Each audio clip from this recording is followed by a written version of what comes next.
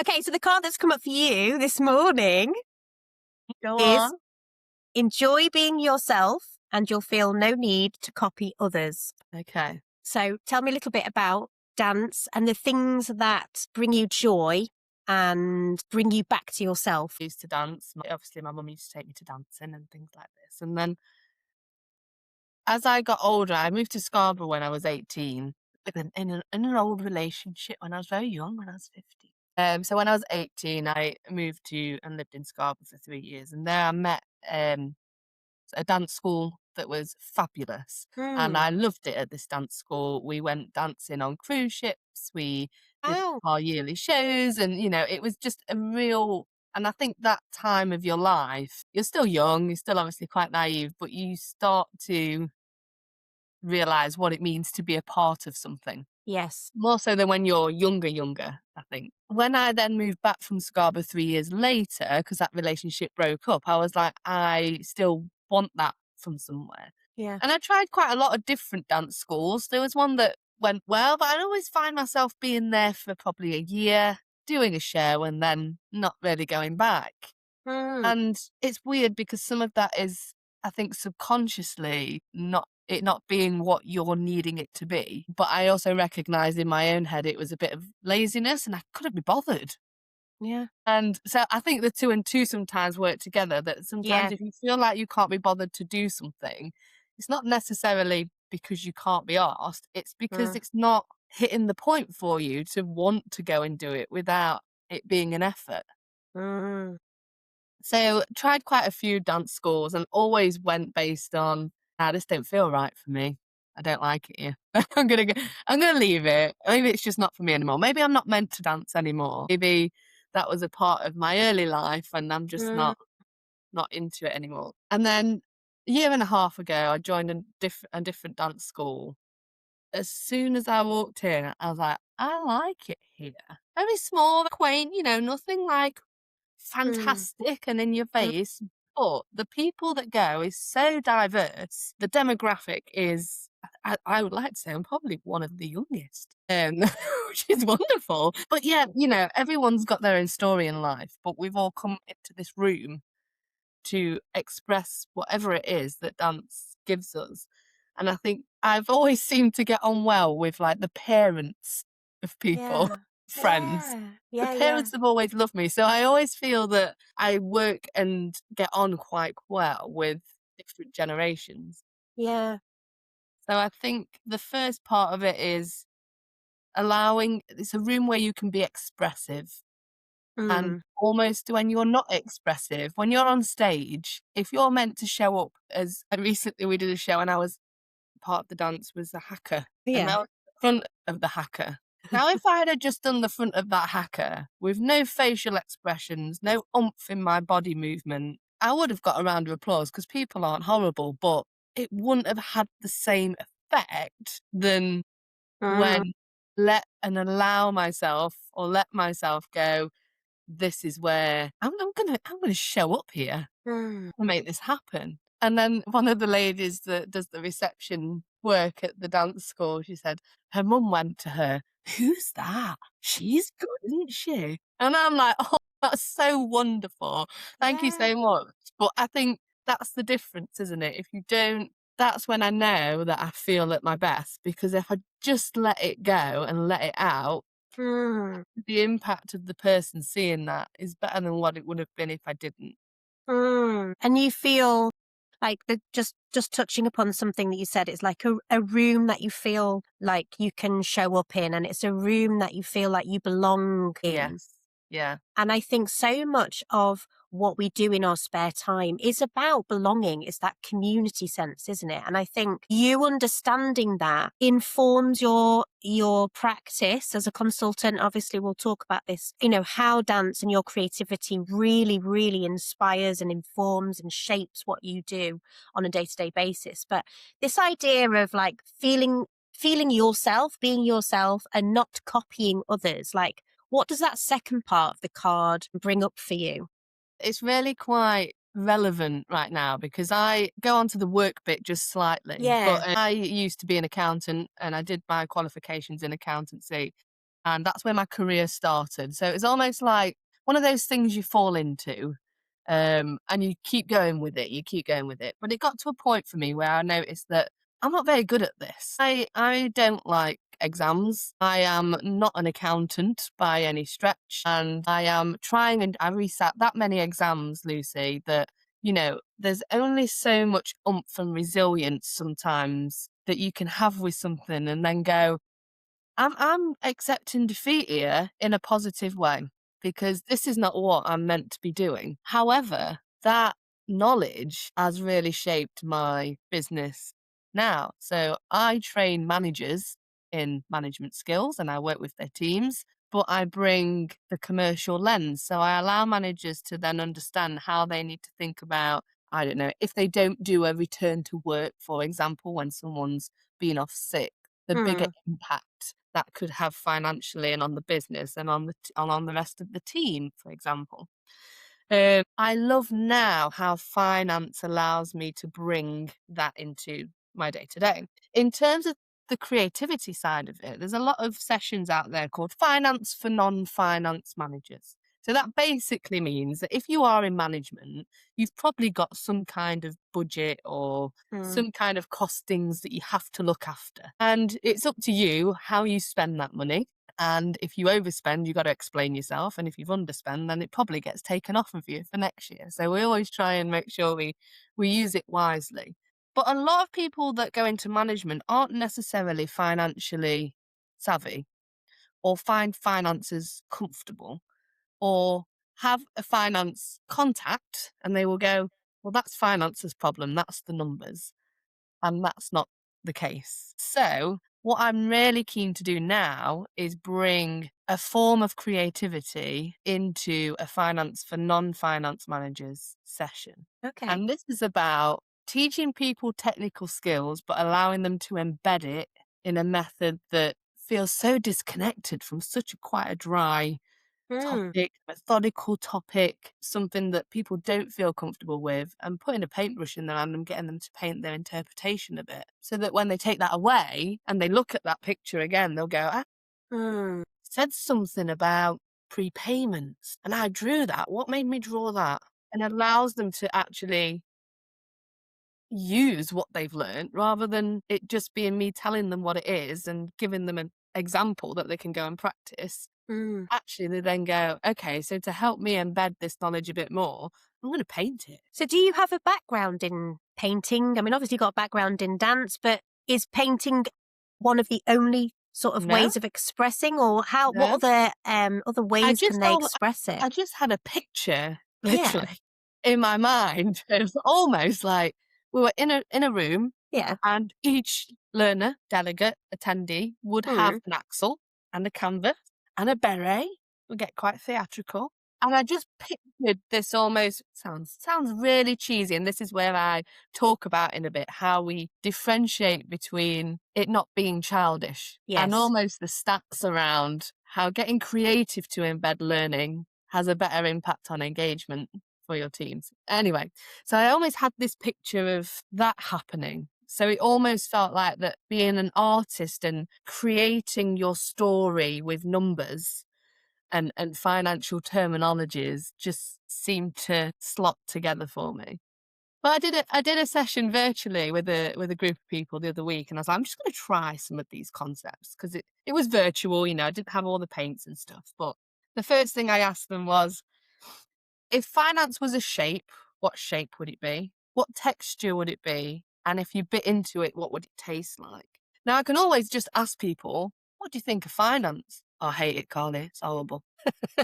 I love it. Love it. It really doesn't bother me. But what that doesn't do is open up all the other senses around how you experience something. And what was really interesting is when I did that, people were looking at me as if my head had dropped off, as if I'd gone absolutely bonkers because we have this perception of what we're expecting something like a session for finance to be like. And I think that's the key for creativity. Sometimes we think creativity is about having pretty pictures and making it all flamboyant and theatrical when actually it's just about trying something different. Yeah. Yeah. And maybe it's more on the spot than not planned so much in advance, you Yes. know? Yeah. I mean, in my setting, when I'm in the classroom, we teach improvisation. We have rehearsed improvisation where the children are given a framework that they have to work within, and they rehearse so they improvise and they rehearse what they have come up with, the ideas, and they start to edit and refine it as they go along. Spontaneous improvisation is often when we're sat in a circle and we say, right, you're in the park. I need 3 volunteers. In you go. Yeah, This is your starting line or yeah, whatever, and see what comes up. yeah. And it's I think it allows the children to face that fear of not knowing what's going to happen and to creatively problem solve. And I think something that I'm hearing there is about this embodied learning through lived experience. And I love the fact that we're talking about finance and the shape of it and the texture of it. I mean, for me, finance is spiky because I don't like it. You know, it's prickly, you can't quite get to it, but that's because of my barrier with it potentially. And you know, for those people who are listening, you know, take a moment now to think about those 3 questions that Carly's What's the asked. shape? What's the texture? And what's the Yeah, because that will give you a little bit of an insight even now about what your perception of finance is. So obviously you're leading these workshops, and I saw that you were at an expo recently as well, weren't you? What was that part of? Can you talk a little bit about the consultancy that you're doing now and where you're hoping to take it as you move forward? Oh, very good question, actually. So I the know, wasn't even exhibition on the script. was based in Loughborough, and it's basically just an event where loads of different businesses can pay to hire out a section of this area. And you basically go and promote your business. People love a freebie, so you tend to have a couple of freebies on your stand. And Yeah, it's great for us as exhibitors as well, because you get to go and see other businesses, and they could be beneficial to you, right? As well. It's yeah, not just about people coming to your stand. And the reason for that is I've been running my own business for 18 months now. It's still very early days, but you've got to show up, and people have got to start to see and visualize you and know what you're about to almost go through that know, like, and trust yes, stages. So once I get to know what Carly does and what she's about, I might start liking a bit of her content that shows up on social media. I might start turning up to some of her pilot sessions she's got going on for finance for non-finance managers. You know, I mm, might start turning up, and then I'll start to actually build this relationship with this person and trust that they actually want to help my business in making my managers and my teams more effective. So, as a business at the moment, I offer 3 main areas. One is insights discovery, which is where I want to bring some of my cards in, Lucy. okay. If you don't mind. And No, go for it. so that's one element. I offer coaching and mentoring, which is more around that career transitioning. So when I spoke about my career started in finance, it then went into like project work on systems in finance teams. So helping finance teams embed new finance systems, obviously. And then moving into learning and development, where you start working with managers more. I was working in retail and working with a lot of the stores that I worked with around their customer service and things like that. And actually now, yes, I've run my own business for 18 months, but I work part time in a finance customer service role as well. And it's very important that you do what you need to do in your life to allow you to feel the freedom that you need to feel, Yes, yes, whatever that I needs hear that. whatever that needs to be for you as an individual. Mhm. And I think that's what I bring to my sessions, is that everyone can show up as they are. And I actually ran an insight session this week, and the person I was liaising with saying the team's quite skeptical of team building events. I was like, okay. They think you're going to make them do these crazy icebreakers and all this kind of stuff. I was like, don't worry about it. I was like, if, and I don't like complimenting myself. I think we find it quite hard as humans sometimes. We're quite humble. But I must say I do have a superpower of making people feel comfortable in a room. And the proof's in the pudding when then they then walk out and feel that. Yeah. I think I'm allowed to say this. We might want to edit this bit if I'm not, but apparently I said in the room that it might just be that person that you thought's an absolute dick, when actually you just don't understand the way that you need to communicate with them. And apparently one of the feedbacks was, when as soon as she said dick, we knew she was one of us. Yes. That's like, okay, so if I won't put that on my website, but that at least I Completely got them on agree. board. I agree, and I'm gonna leave that in because, I think there is a lot of noise in the world at the moment, this sort of division between us all, and I think what you're saying here, and I'm completely on board with it, is we have to find a way of empathizing and understanding where somebody is coming from in order to build that relationship, in order to work together. Of course, you're not going to get on with absolutely everybody that you're in a team with. It's impossible. So, we do have to find a way. And it's really refreshing, Carly, to hear somebody who is working in this way, finding unique approaches to help develop people's skills, their interpersonal skills, their project management skills, their ability to communicate ideas, their creativity. So I'm so excited about this, and I feel like it is a new approach to things. I've not come across anything like this before. Well, it could go either way for me, Lucy, if I'm honest. It could either go, oh, it could be But the best thing and but that's this ever is been put it. out there. But you This don't is know it, till you though. try, do You you? don't know, and the whole point of this platform is the messy middle. It's that in Oh. between stage, and we're celebrating and championing this ability that we all have to pivot. It doesn't matter how much time you've got, but we can all pivot. And something that you said earlier about doing what you need to do to make it work, to feel that sense of freedom. I work in education, so I'm in a system that I don't always agree with, but I have to find ways of making it work for me. And if that means sort of shifting a few things around, maybe dropping a day, picking something else up that kind of makes me excited, that makes me feel inspired, we have to do that. We're not sitting here and saying to you, those people who are listening, jack your job in. Actually, what Carly and I are saying is, find your freedom, whatever that is. Because it's weird, isn't it? I came out of the corporate world, shall we say, with the thought of I want to work where I want, when I want, with who I want. I want that choice. But sounds contradictory. I'm back in a corporate world part time. However, the difference is, and I said this to one of the managers in this team, I always seem to come back to the finance shared services. Wonder why that is.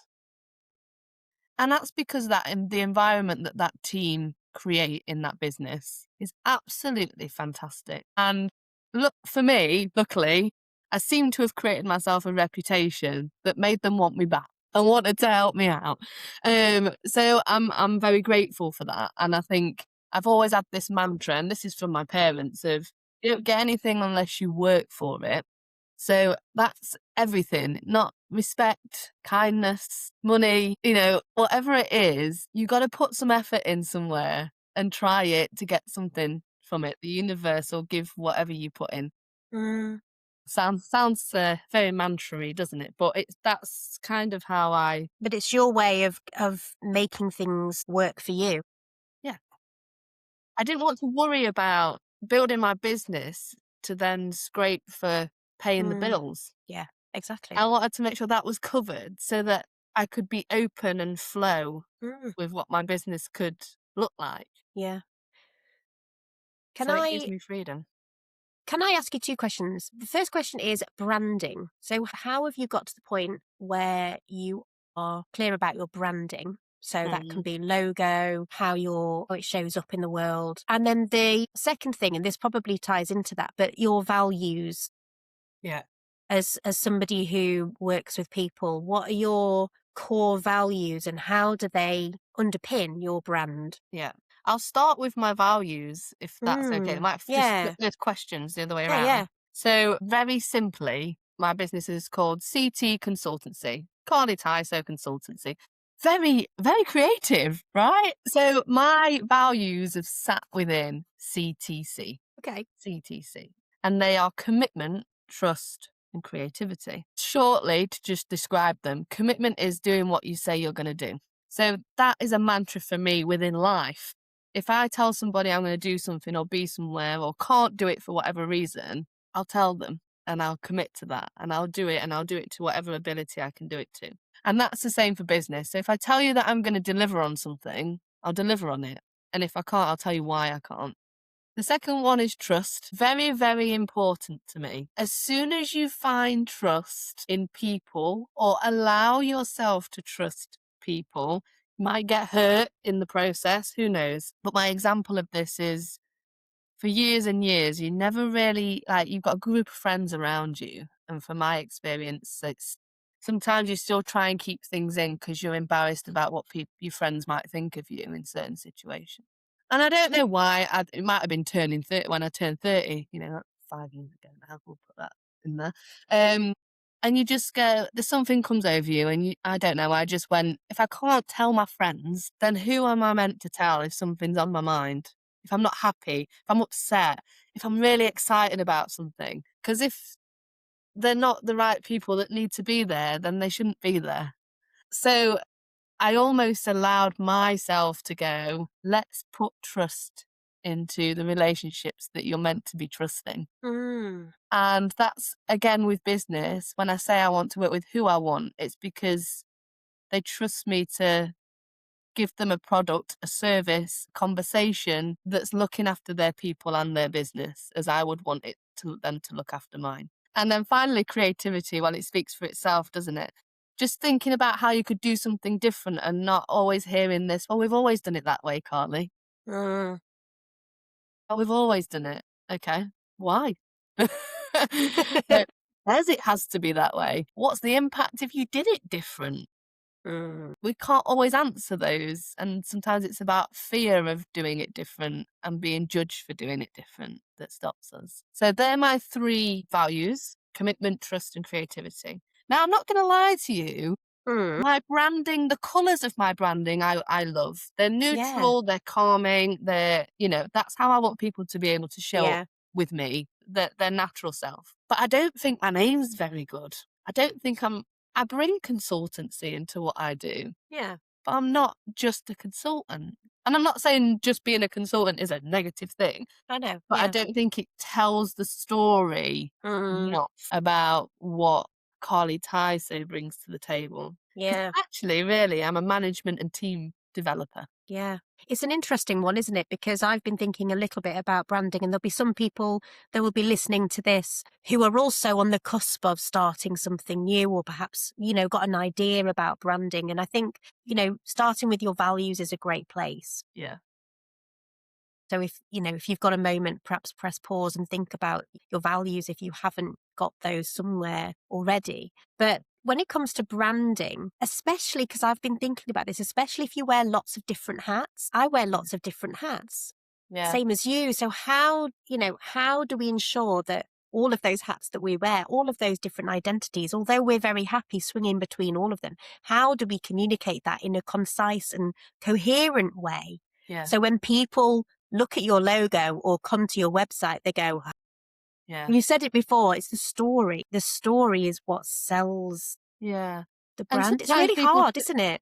yeah, it is, but it's also a case of don't think too hard about it because it can change. Yeah. You can change it. It doesn't have to stay as it is. Your values are important because that's who you are. And Yeah. if you want to start and create a business, be true to that because as soon as you try and be something different, which you Mm, might have felt that you tried to be in different roles that you've been in before, it doesn't feel as exciting anymore. It mm, feels like you're still part of a churn and things might show up for you that you're like that scare you a little bit. I met someone at a networking event and they messaged me after like, we need to do a program together. And I was like, whoa, that's a bit forward. I'm not comfortable with that. yeah. But having that confidence again, but why am I not comfortable with that? Why can't I still have that conversation? Because it's a conversation. I'm not committing to anybody. And it's okay if I don't want to do that because it's my choice. I think so, yeah, if you are thinking about going into something new, things will show up for you where it would be your natural reaction to push it back. But maybe just step into it a little bit. Maybe not fully, maybe just half a step Yeah. and just see what happens. Maybe a chasse into it. A little shimmy, a little cha-cha-cha into Little it. part of beret. Exactly. So yes, I'm glad I did it, but some Mm, days it's hard. yeah. And it is always remembering the why you come Yeah. back to it. Yeah, definitely. I'm going to explore this idea of branding in my Substack and also in a solo episode a little bit in the next couple of weeks or something like that, Yeah. because it's something that I am having to really look into myself about. And it's about that projection. I want to project this sort of confidence and this, clarity. But sometimes I don't have that.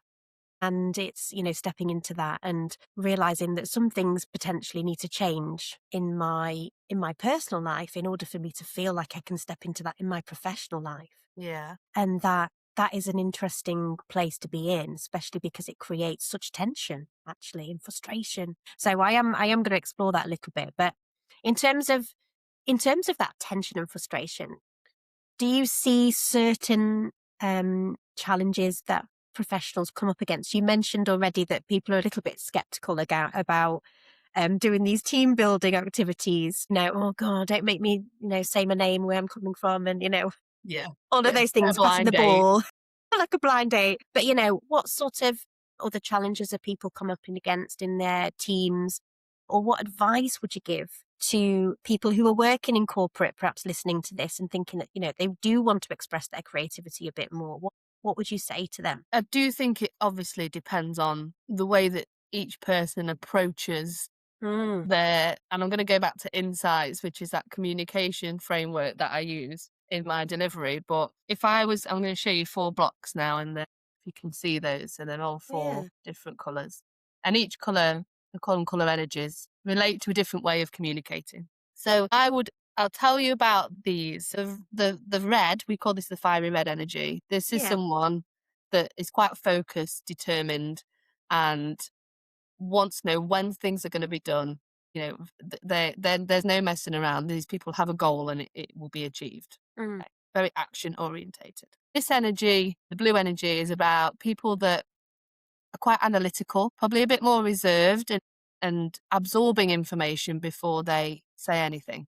So normally think before they speak. So think inwards. We've got a green energy, so earth green. This is someone that's like very caring, um, quite prefers like one-to-one communication rather than big groups. But you'll always be that person, oh, shall we just see, what if they were creating a party, it'd be about how's everyone going to get there? How's everyone getting home? Have we covered all the dietary requirements that we need to do? The blue would be thinking about how much is it going to cost us? Have we got enough budget? Fiery red is just tell me when I need to be there and what time. And the yellow, the last color, the sunshine yellow, is about the person that'll be like, oh, we could do this. Very creative, very ideas orientated, and wants to be the center of it, wants to be a part of it. Creativity for each of those colors means different things. And depending on who I need to speak to about my offering or who within the corporate world I would need to be communicating my creative idea to will differ for mm, each 4 of these styles of communication. So I suppose my advice is understand your audience and who you're talking to. Acknowledge what their approach has been. Don't always think you should go in with just how it works for you.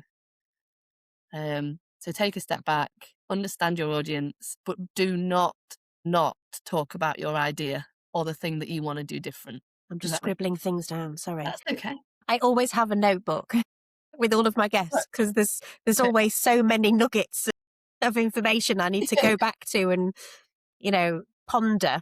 Yeah. They're brilliant. Where did you get? They look like Lego pieces, and I've Yeah. got loads of them. And they're like a stress, like they're squidgy. So yeah, sometimes you can launch these at people. I've never done it, but I say that to the learners that get them when they come to an insight session. They sometimes order these and It's yeah. great. And have you had those made? No, they're part of just a product that you can get through Insights Discovery. Hey.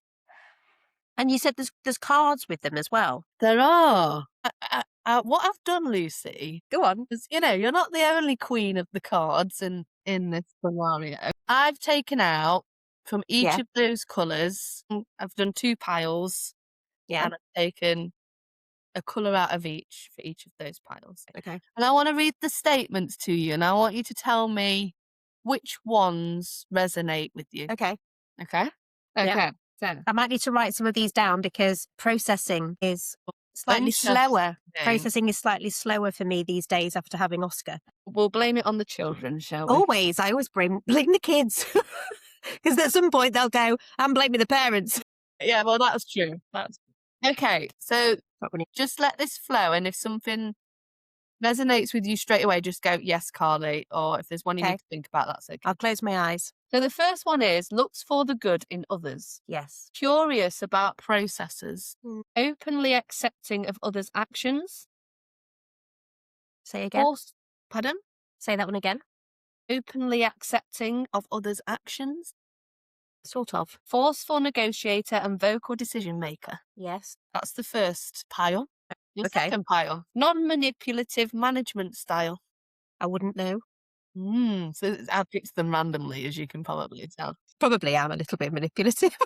Lucy, My gosh. influential. Okay, influential. I'm going to edit Yes, that bit I'm out. sure you don't do it with negative intention, my love. Oh gosh, no. Keeps control in a crisis. Yes. Will look for the good in people and events. Constantly strives to make improvements. Yes. Okay. So each of those statements connect with a certain colour energy. Okay. So it's either yellow, green, blue, or red. Mm-hmm. Now, what we always try and tell people with this, because this is where the resistance comes with insights, is people think sometimes they're being put into a box. Mm. You've picked statements without even knowing what colour cards are in front of me. I feel like a magician, like I'm doing a magic How trick. do you feel like I'm on a show? Pick a card, any card. My gosh. That's Okay. more red than I thought. That's not a bad thing. No, but it's so funny because when you were reading out the colours, Yeah. I thought yellow, but there's only one yellow in there. And I definitely didn't Based on, think... there was only 8 statements there. True, Look true. at the size of this box that's got all the Okay. statements in it. Okay. But the moral of the story is basically you have pretty much all of the colour energies. You just use some more than the other. And some feel a bit easier. Yes. And how I describe it to people in a session is that I live in the East Midlands in Nottinghamshire, and it's quite comfortable, and people around me, live in similar houses, similar level of cars, probably a similar income. We know each other. We say Yeah. hello in the morning, quite comfortable. But sometimes I have to travel to London, and London for me is very busy. I'm a bit of more of a country girl than a city girl, Yeah. and I feel quite uncomfortable, but it's not that I can't do it. I can do it. I can travel to London. This is the order. Let me put them back to where I was of my colour energies. Okay. I can use my fiery red energy. I can be quite assertive. I can get stuff done. Takes a lot more energy for me to do that than showing up with the sunshine yellow and the earth green, which are quite on par with each other. Yeah. So I can do it. I can travel to London, but gosh, am I glad to get home. And I think, again, the moral is you have all 4 energies, you use all 4 energies, you're not in a box. Don't underestimate yourself. You've got more to you than just one colour. But it just allows you to know where you might have to adapt that.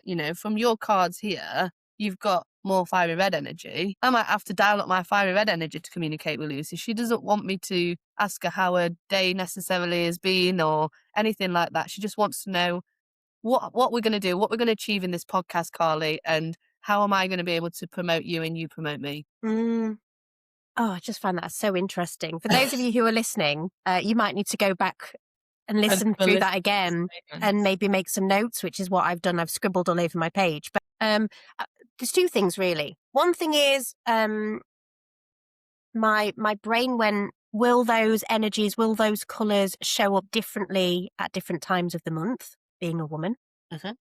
And the second one is, how can we play into those strengths? Like, so for example, when you said, oh, Lucy's potentially more of a red energy. So how do I communicate with that person? I might not necessarily be, what am I trying to say? I don't like shallow conversation, which is why I started a podcast. One of the reasons why I started a podcast, because I like to get under the hood of the car. Of something. So it comes back to this idea of getting to know the person in front of you. As you said, know your audience, find something that is a common ground Yeah. for you both. I remember doing a project, it was a good few years ago. I was working with a primary school and I had 3 other artists. We were all involved in the project. And there was one particular artist who we were butting heads about the project, the aims of the project. We couldn't find a way of communicating. And I really, really was struggling with it. I was quite young at the time as well, and he was much, much older than me. And I think I felt a little bit intimidated, a little bit inferior. And the thing that got us to a place where we could communicate in a better way was that I started to ask him questions about his hobbies, about something that he loved to do, and about his family. And it's almost like he softened, and we found that he really loved photography and I love photography. And so we talked a little bit about that. And after that, everything started to move in a different way. Is that the green? So each colour energy has a good day and a bad day. Mm, Earth green energy, when values are challenged or sometimes something triggers them and they're being questioned too much, they can get quite defensive. However, when you start talking to them more on a personal note and understanding who they are as an individual, they're quite open and happy to talk about that. And that's where connection from an earth green point of view happens. From your card selections, you selected one earth green. It might show that that's one of your lowest preferences to use. It's not that you don't care about people. It's not that you don't want to take that time to get to know people. Remember, there's the pressures of the project and things like that that will come mm, in. But sometimes we think about the goal of a project and not the people in it initially. And that's where the focus shifts. Because as soon as you start to get to build the relationship, the product from the project shows up for itself. yeah. So from what you described there, I would, on a first whim, from what I understand, go with this was the leading energy. Yes. It might have been your lowest one in that scenario, and you might be Definitely. leading more with direction. Yes. Fiery red and earth green, when we look at an insights wheel, are opposing colour energies. So yeah, that might have been what was showing up at that. Yeah. And I think, and I can say this wholeheartedly now, I am much, much better at that Mm. because I've had so much experience from working freelance, working with lots of different people, project management, all of that sort of stuff. Like I've honed those skills now. And that is actually something that I lead with, especially when I'm in school.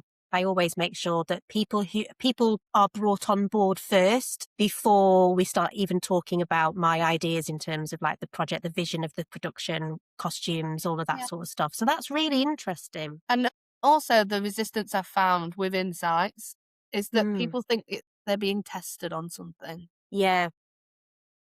They think there's a right way to be. Sometimes people complete their questions to be able to get their report in a way that then when they get the report, it sounds nothing like them. And it's the profiles problem, it's insights problem. When actually let's acknowledge how you actually completed what you completed and why you did it in that way.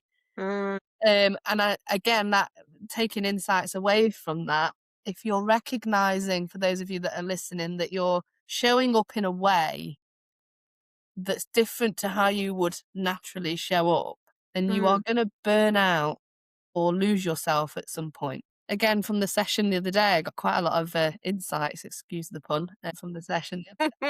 Lady, come on, I'm going to share this profile because people can actually see who I am as a person and not what I always like show up as. And ultimately, just in answer to your question, scenario based, absolutely, depending on your scenario, might change Yeah. how you use your energies, but ultimately you are you. So there's 2 graphs on the profile. One is your conscious, which is how you chose to complete the evaluator. And one is your less conscious, which is when you're either at your most relaxed or you're most stressed. And at that point, you're less aware of how you're choosing to show up. But ultimately, you are you, and you will show up naturally with your leading energies. Are you going to explore this in your podcast? Because you are going to be launching your own podcast very soon. The podcast that we're launching, though, is just based on a product specifically. Okay. It doesn't might talk a little bit about insights in there, but the Hmm. main purpose of that podcast is for the program called Starting Strong. Okay. And that's for managers that need to understand HR basics, because from my experience of being in businesses where managers get put into management because they're really good at their job and don't necessarily then get to understand around grievances, well-being, the policies and procedures that are in place to support them being a more effective manager, until it's probably too late and we should have done something else way before the process gets raised with the podcast that I'm creating with my wonderful friend who I met recently called Rachel Slocum. She runs a HR company called Your People. I'm sure she won't mind me name tagging her. Absolutely not. Because I am not the HR expert. So I need the people that have the credibility in the room to talk Yeah. about what's actually needed. I just know for managers it's a miss. Mm. So yes, that's what will be created. I'm sure at some point the way we communicate and insights as a framework will be Yeah. brought into it. But no, that the focus is HR basics for managers through podcast learning method. Because as you know, Lucy, people can pop it in and be doing the hoovering, That's it. That's um, it. pop it And in and be going for their walk with the dog or anything like yeah, that. there's some research out at the moment, or something that's been brought to our attention for those in the podcasting arena. Somebody shared it. Andrew Martin shared it. Also, a podcaster. Podcasts lead AM and FM in spoken word listening, marking a first. So it's basically taken over radio stations and things like that. Yeah, interesting, isn't it? 'Cause it's a very similar concept, only obviously you can watch it as well as Yeah. listen to it. Well, that's it. And for those people who have not yet subscribed to the Wilderness of Creativity YouTube channel, make sure you go and do that now. Yeah, AM FM radio accounted for 75% of the time. I mean, this is based on America, but Americans spent with spoken word audio sources, not only the most dominant spoken word audio listening platform, but it was fully 65% points higher than podcasts, whereas Yeah. that has now started to shift. I And think I'll and I share think that. I think the podcast from my point of view for building that engagement, I've just opened an article that someone sent me on my phone that I reposted on my LinkedIn the other day. Yeah. And one of the key elements, I'll just read some high level bits, Yeah, but go for it. I think it builds into engagement for the corporate world and for managers, but also about how subscribing to podcasts like your own allow people to learn other methods. This is an Absolutely. educational podcast, right? Yes. So let me just read a couple of key bits that really stood out for me. So this research was done by Gallup's 2025 State of the Global Workplace. So engagement is no longer a soft metric. It's an economic one. So global engagement fell by 23%, 21% last year. And this is also in dollars, so costing an estimated $438 billion in loss of productivity. Wow. So it's no longer a HR problem, it's a C-suite problem. So your Mm. chief of finance people type of thing, technology. And it says manager engagement fell from 30% to 27%. And it says, the one bit that I really just wanted to. So Gallup reminds us that 70% of team engagement is attributable to the manager. When managers break, team performance breaks. When team performance breaks, productivity bleeds. And when productivity bleeds, it shows up in the EBITDA growth and retention. EBITDA is finance terms. So this is why the finance for non-finance managers Mm. program is really important to help our managers understand finance in an engaging way to ultimately help business owners keep their managers in their business. Mm. And it all interlinks. Interlinks.